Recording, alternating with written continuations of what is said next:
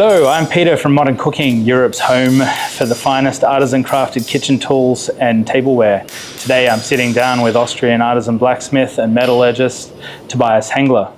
Tobias makes premium culinary knives with an unyielding focus on cutting performance and ergonomics. His knives are considered among the best in the world and feature amazing cutting performance and incredible style. How are you going, Toby? Good, thanks Peter. Nice. Amazing to have you. Thanks, man. Tell us a little bit about how you got started in making knives. Well, that was quite a long time ago now, around 2004, 2005. Basically, I just had the feeling that I wanted to pound on hot metal, which I did, and I actually made a knife because it was one of the things that I felt like I could make that are useful. Yeah. And the first knives, they were absolute worthless trash. They bent and they were out of construction steel. I didn't know the first thing about it. So on my journey about learning more about the metal and everything, I then discovered my love for the craft. And actually I wanted to go and become a blacksmith, basically, artist blacksmith, which I just didn't find a position in. So I went to university for 7 years and I did my master's degree in metallurgy, which is the fabrication and modification and manufacturing of products made out of metal. So that was basically the closest thing I could find that sparked my interest. Right. But the craft just never let me go. So I continued knife making as a hobby for probably 12 years. Wow. Before I really got into kitchen knife making as a profession or as a side hustle until I registered as a bladesmith. And from then it just grew, and I converted to full-time blacksmith in 2020 or something. Okay. And now I have the pleasure of doing that all day. What triggered the situation where you became full-time?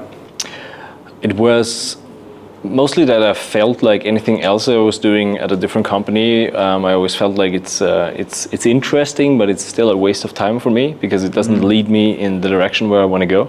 Yeah. And while I enjoyed metallurgy and the whole industry, it never felt quite right. And then I pushed more towards becoming an independent bladesmith, so I could basically have the job that I wanted. So I basically created the job that I wanted to have.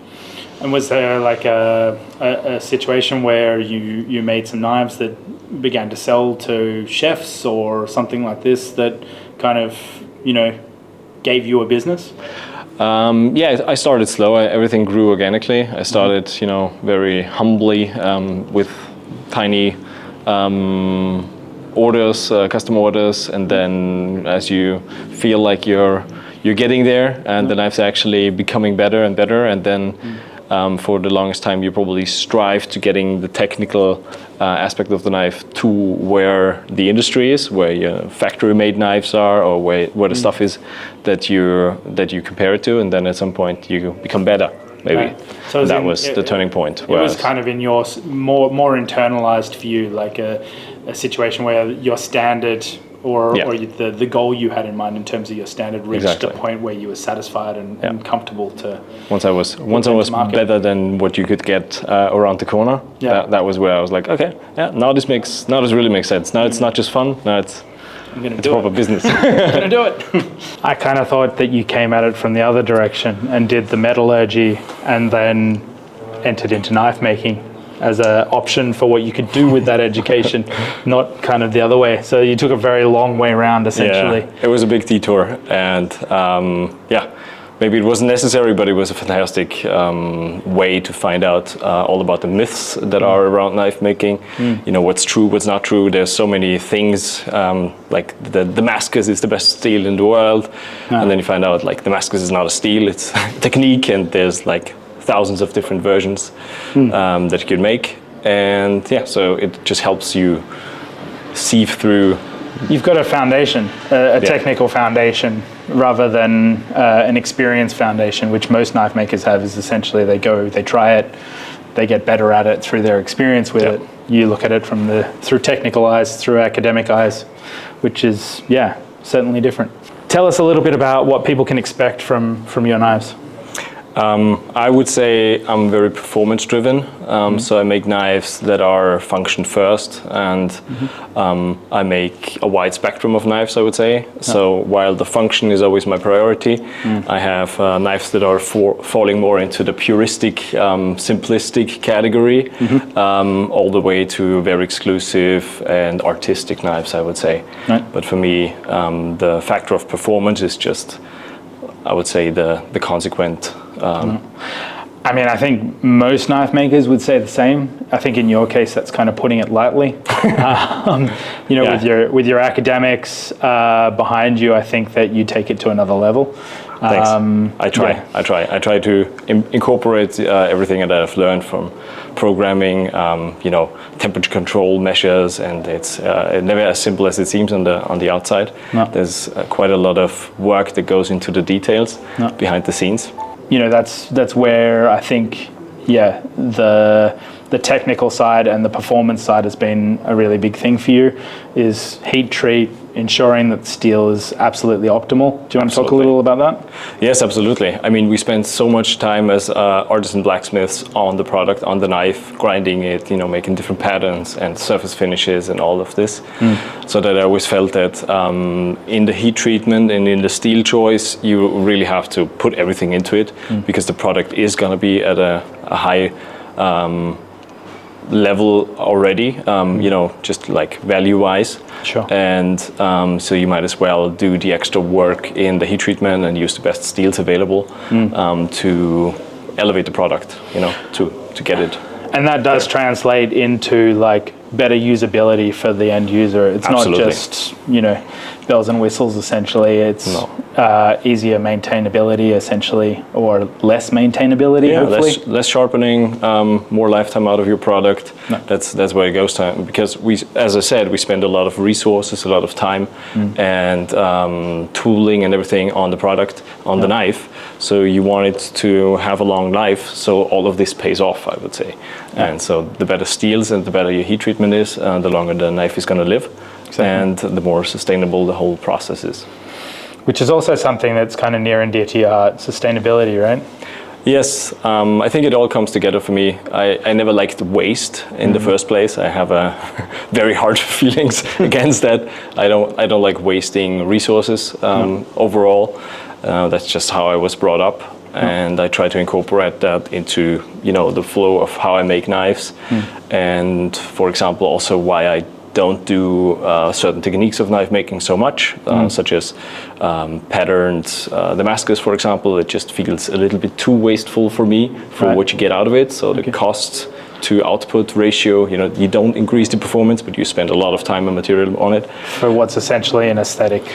And it's beautiful, and I understand it. It's more the artistic side, and I come for the technical side of it, and the looks have to be there. Yeah. But I try to have my processes in a way that the two, are in line and go together. So I try to, for example, we have the induction heater where we can heat stuff more efficiently than in a gas forge where you just produce a lot of hot air too. Yeah, not just hot steel. No. Tell us a little bit about what you feel makes a great kitchen knife, and maybe your process towards knife design at that artisan end. As you say, there's always different things that you can do, and with that comes a certain compromise. So you always have to select the right knife or the right tool for the right purpose and for the right customer.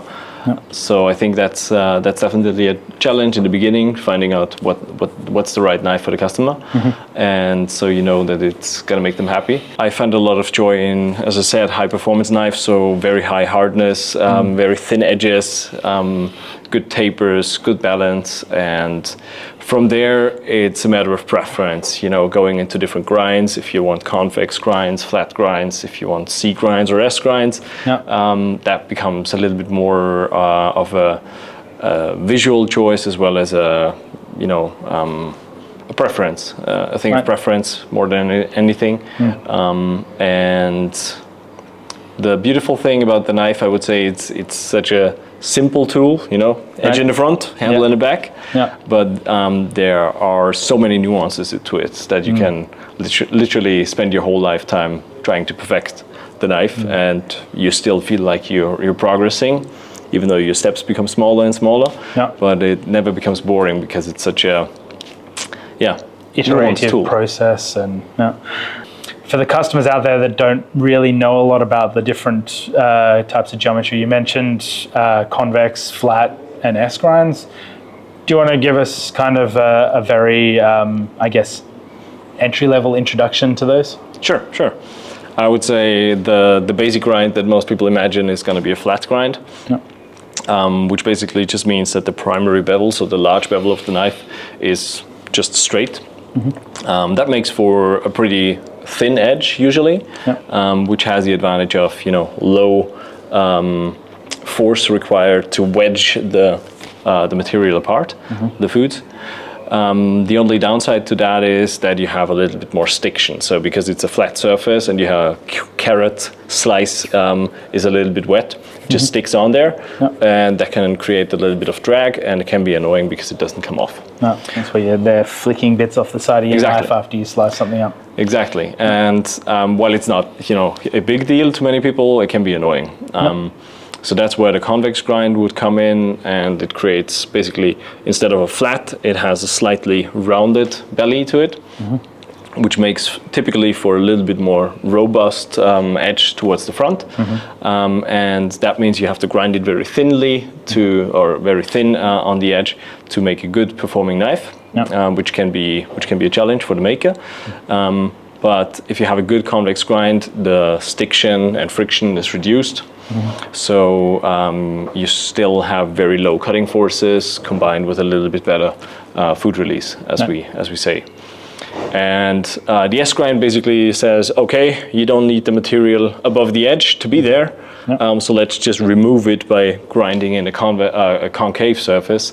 So basically you have a little bit of an edge, the primary bevel, and then the knife just hollows out. So you have less wedging and still fantastic food release. That's basically trying to be the best of both worlds in some way. And I guess, a lighter knife is another outcome of that. Right, absolutely. So balance always plays into that. And you can play with, like, one S grind is different than the other. And it can be a challenge to make those because it's an additional facet that meets with the other facet. It's just an additional step basically to take out that mass. And especially on thin knives, it's a challenge to get it right. And just like a convex, it has to be still thin. Right. Even though it's got that extra thin piece, so it's sort of, you're working on a razor's edge, pun intended. You're not just a knife maker, you're a knife making teacher now. You're kind of somewhat of a modern day industrialist. You've also developed your own steel, which is Apex Ultra. Tell us a little bit about what motivated you to take on that endeavor. In the first years of making like high performance knives, I would say I found that there was still a slot in the knife market, a niche that wasn't fully optimized.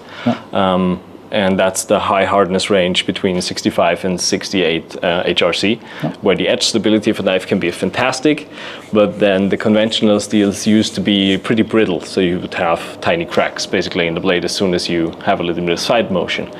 And from a metallurgical aspect, I was naive enough to think that it would be easy to optimize that. It wasn't quite as easy, but and I found a partner who thought the same thing in our conversations, Marco Goldvein, and after some detours, he's a Swiss bladesmith. He makes fantastic knives as well, and so that as he was thinking the same thing, that just gave the whole thing a little bit more drive. And then also bringing Larry Thomas from Knife Steel Nerds on board. Later on in the process, we were able to develop this new formulation of a steel, basically like a steel recipe. So it's not just about the ingredients. The pancakes turn out differently if you just put everything together and then mix it, or if you beat the eggs on the side. The process matters as much as the ingredients. Sure. And the quality yeast. of the helps them fluffy. helps them fluff up. And that's what I tried to do, is bring the years of metallurgy studies to useful end and have a product that's optimized to that. And you were successful. Yes. And now it's a fairly widely adopted steel amongst premium knife makers. Yes, absolutely. Our objective was basically to have uncompromising performance. Yeah. So we took a little bit of extra cost on the front end to create a steel that would be at the level that the knives are that we see outside. So many makers do such great work. So we thought there should be a steel that's good enough for that. No. Yeah. And for those out there that are looking to buy a knife in Apex Ultra, like what advantages do you think they can have at this stage? Apex has, fantastic edge stability, which basically translates to you can grind it thinly, you can get a very acute and sharp angle on it, and it's going to hold that edge for very long. So less sharpening, finer cuts, so more precise work. And in the kitchen, that also just means, squeezing less oils out of your herbs, for example, but, fine cuts. Retaining the integrity of the food. Right, less oxidation on the foods, and then if you take care of the knife properly, it's actually going to last a lot longer, just because you need to resharpen it less. Fantastic. So the kitchen knife is probably the most important tool in the kitchen, essentially.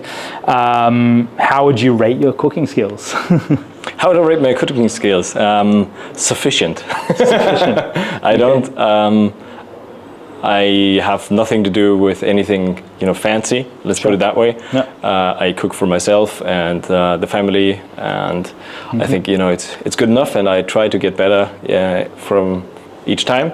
Get iterations, get my recipes right, write down what I like, and I just enjoy cooking a lot. And I also probably my favorite part is just the prep work, cutting all the stuff up, and then putting it into the pan. So I'm more in the, my longer dishes take 40 minutes probably. So I'm like, it's a decent fast. amount of time. Yeah. So I'm on the, But you get in the zone, you enjoy the process, and you get to experience your own knives in that space, I guess. Absolutely. Yeah, and I like to do a little bit of prep work on the weekends if I have time. So on Saturdays or Sundays, I like to cook a larger batch, which comes a little bit closer to feeling how a chef would work. If you don't just make 2 portions, but if you make 14 of something, then mise en place. Yeah, exactly. Nice. Then the rest goes into the freezer. And you're stocked for the busy days. Yes, exactly. Nice. Getting into a little bit about your work, what do you find to be the toughest thing about what you're doing? Probably the business side of things, and the whole game with money and cash flow and all of that is something. The funny thing is, I used to go to business school before I discovered that the technical side of the world is the only thing that I want to deal with. Sure. But it can be fun. It's a good challenge, but sometimes it's just annoying. All the taxes, the legislation, the whole administration, just all the paperwork that is involved in running a business in Central Europe. Fair enough. So I mean, that's not. I feel like you kind of avoided the question a little there, but so regarding knife making itself, you would say. What's the part I least like? That's a tougher one to answer, because I would say it differs a little bit between the knives and between what you do. But I would say the fit and finish, getting the tank slot just right, that can be annoying. That can kind of fine, finicky little details. I love forging, so more than anything, and I get pretty decent on the grinder, I would say. Right. So I enjoy it. Until the last bits, I have to get the shoulder in. I try to do it right, nevertheless, but then I feel like there's a lot of time going into the process, and sometimes little progress. Yeah, I guess even for the most experienced knife maker, there's always failures, and that's typically when those happen, is that those fine details towards the end, when you've already put hours of work into a piece. Exactly. And then there's damn it, dude. This goes into my kitchen. Exactly. I have a couple of those knives. Fair enough. 2 questions that are kind of interesting, I think, from the maker perspective and also from the user perspective. But what's your favorite knife to make? Anything with a K-tip, I guess. Starting at a bunker and then growing up to 240. I would say I enjoy those knives the most. Is that just something to do with the aesthetics of that particular shape, or like why is that? I think it has to do with, like, when I started knife making, I wasn't really part of any community. I was just like in my zone, doing my thing. And the knife that developed for me organically was basically a bunker. Okay. That was the one that I would use and enjoy making. And so that just, before I knew that there was a bunker, I was making bunkers. So, and now they just grow a little bit in length, and I call them K-tip Kyoto. Right? So I really like making them because I like using them. Right. And they're also, probably one of the more fun ones to grind. Interesting. That's my next question, was like, what do you like to use at home? Is it the same? Yeah, actually the same, exactly. Okay. So, Is there a certain feature of that you find enjoyable when you're cutting? Absolutely. Especially on the shorter bunkers, so like 170 to 200 millimeters, I find that you have exceptional tip control. So with a flatter profile, your tip is just very near the cutting board without angling the blade too much. Yeah. And so you have very good guiding surface for your fingers, and then it's just perfect for dicing onions, for example, where you want to be pretty precise, and then do the cross cuts. And nice needle tip for pushing in, and then cool. So that works the best for me. What do you love most about knife making?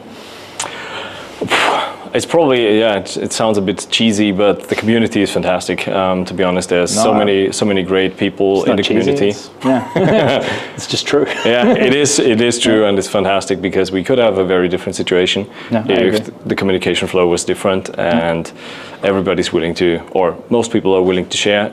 My first experiences were a little bit different, which is also why I was in the niche or in my own zone for a long time. But recently, most of the young guys are fabulous. And very open and sharing, and lots of exchange of information and friendships happening. Not an aggressive, competitive environment, but a collaborative, innovative environment, which is always fun, right? Which is really fun, and it's a luxury to have if you look at different segments. Absolutely. So lastly, maybe you'd like to tell our viewers a little bit about what's going on with you. Maybe you've got some interesting projects coming up you'd like to tease out a little. The next thing that I'm really excited for is that we're gonna have the first batch of Apex Ultra sheet metal coming. So that's, it's part of my business. It's not all knife making, but I also have the steel wholesale going, and this is going to open up a lot of opportunities for me in terms of stock removal knife making and blanking. So I'm really looking forward to seeing what we can achieve with it, and also to see what other people are going to do with it. Do you think that's going to open up some nice opportunities for people out there that want to buy a knife from this market? In terms of accessibility, or I think so, that kind of side of things, and also it's going to attract a little different niche to the one that we've seen so far. So Apex Ultra so far has only been produced in sizes that are suitable mostly for bladesmiths. Right. But as we've discovered in research, that the edge stability is just fabulous. It's just amazing. A lot of stock removal knife makers have also approached us. So it will give them the opportunity to play with it, and maybe we're going to see a little bit more, serial production, great value for money kind of knives. And I'm really looking forward to see what's going on there and what people are going to make out of it. Sounds great. Cool. All right. Well, thanks a lot, Tobias. Really nice as always. And until next time, guys. We'll see you then.